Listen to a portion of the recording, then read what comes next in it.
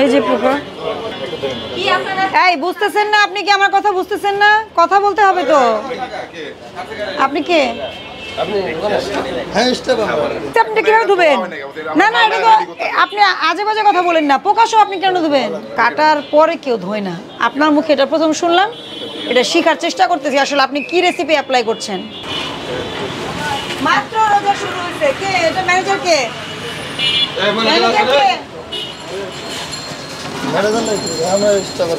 এটা একদিন হয়েছে না? আপনি কি বাবুর্চি? একদিনে কি এত নোংরা হয়? রোজা মাত্র শুরু হয়েছে, আপনি কাজ করবেন তো অবশ্যই। আপনার তো এই ফ্রিজ খোলেন, ফ্রিজ কই আপনাদের? আপনি খোলেন ফ্রিজ, কোনো কিছু নাই, দেখাই তো যাচ্ছে কি। বলেন কি বলে ফ্রিজে কিছু নাই? বাসি খাবার কেন ফ্রিজে? খোলেন। আপনি কে? এগুলো বের করেন, বের করেন, সব বের করেন।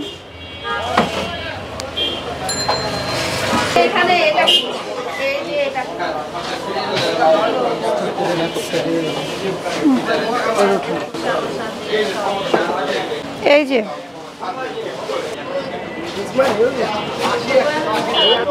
এই যে পোকা।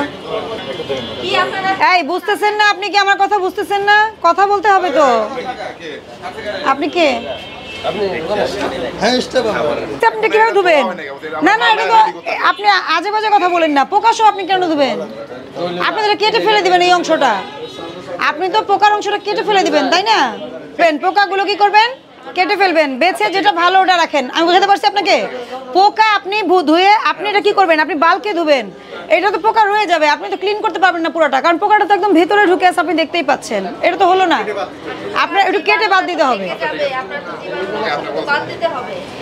আর বেগুনি কাটার আগে ধোয়, কাটার পরে কেউ ধোয় না। আপনার মুখে এটা প্রথম শুনলাম। এটা শেখার চেষ্টা করতেছি আসলে আপনি কি রেসিপি অ্যাপ্লাই করছেন।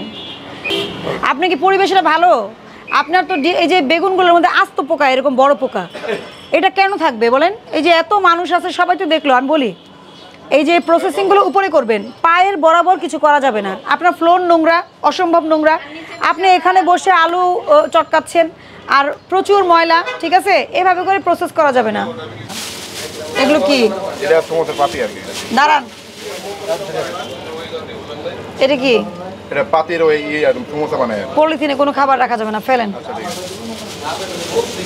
ফেলেন, ওগুলো ফেলেন। ওগুলো বের করেন, সব বের করেন। ওগুলো কি? ভাত ধরেন। আপনাদের নিজেদের খাওয়ার জিনিস, এটার ভিতরে কি দেখান?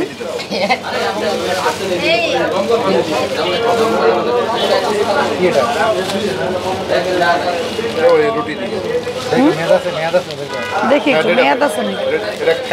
এটা মোজারেলা চিজ, এটা তো রুটি না, এটা মোজারেলা চিজ।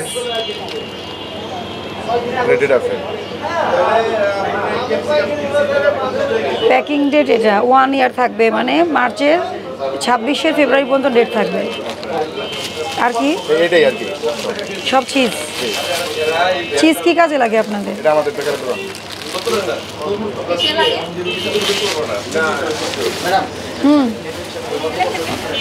এই বেগুনগুলো কেন রাখছেন একটু দেখেন তো? এই যে এই বেগুনগুলো আর এই শসা পচে গেছে, যে কেন রাখছেন এগুলো?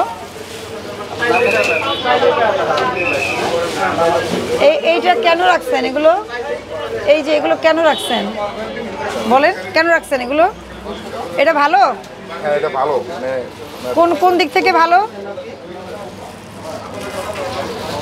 এগুলি ফেলেন, বেগুন ফেলেন, নোংরা হয়ে। এটা পরিষ্কার, একটু দেখান পরিষ্কার নমুনাটা। ওখানে কোথায় ফেললেন?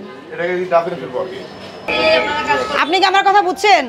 হ্যাঁ, আপনি যদি রেস্টুরেন্ট বিজনেস করতে চান, আপনাকে তো খাদ্য আইনে, নিরাপদ খাদ্য আইন মেনে করতে হবে। এভাবে তো আপনি করতে পারবেন না, আপনার মালিক হোক যেই হোক। আর আপনার কর্মচারীরা বোঝেই না যে কোনটা পরিষ্কার আর কোনটা অপরিষ্কার, কোনটা নষ্ট আর কোনটা ভালো, কিছুই তো বোঝে না। তাহলে শিখাবেন কি না? আপনি যে সংশোধন হবেন, আপনি তো সংশোধন হতে পারবেন না, তাদের তো সে সেন্সই নাই। তো আপনি কি সংশোধন হবেন? আমরা সুযোগ দিই কাদেরকে? যারা সংশোধন হতে পারে, বলে যে না আমরা পরিষ্কার করে পরবর্তীতে সুন্দরভাবে করব। আপনার স্টাফরা এটাই বোঝে না যে বেগুনে এত বড় বড় পোকা হাঁটতেছে, বেগুন নষ্ট হয়ে গেছে, বলে যে ভালো। তাহলে কি ঠিক করবেন? তাহলে কি ঠিক করবেন আমাকে বলেন। না না, এইসব স্টাফ দিয়ে তো হবে না আপনার। আমি জাস্ট এই সপ্তাহে পরের সপ্তাহে আমি আরেকদিন আসবো, এসে যদি আমি দেখি একই পরিবেশ, বাসি খাবার রাখছেন, পলিথিন এভাবে ইউজ করছেন, আমি প্রতিষ্ঠান বন্ধ করে দিব। সতর্কতামূলক আপনাকে, অনেক ছোট প্রতিষ্ঠান আপনার, 10,000 টাকা জরিমানা করলাম, ভবিষ্যতের জন্য সচেতন হবেন। আর আপনি যদি আমি এসে দেখি যে আপনার স্টাফরা পরিষ্কার পরিচ্ছন্নতা বোঝে না, ঠিক আছে, তাহলে প্রতিষ্ঠান বন্ধ। আপনি নতুন স্টাফ নিয়োগ দিয়ে নতুন প্রতিষ্ঠান ভাড়া করে প্রতিষ্ঠান চালাতে হবে, আর নাইলে মুদি দোকান করতে হবে। মুদি দোকানে আমরা ফ্লোর এগুলো দেখি না, বাসি খাবার তো রাখার প্রশ্নই আসে না। বুঝাতে পারছি? ফুড বিজনেস করতে হলে আপনাকে নিরাপদ খাদ্য আইন মেনে করতে হবে, নাহলে পারবেন না। এটা সবার জন্যই এক, আপনার জন্য যা, বড় রেস্টুরেন্টের জন্য তাই নিয়ম।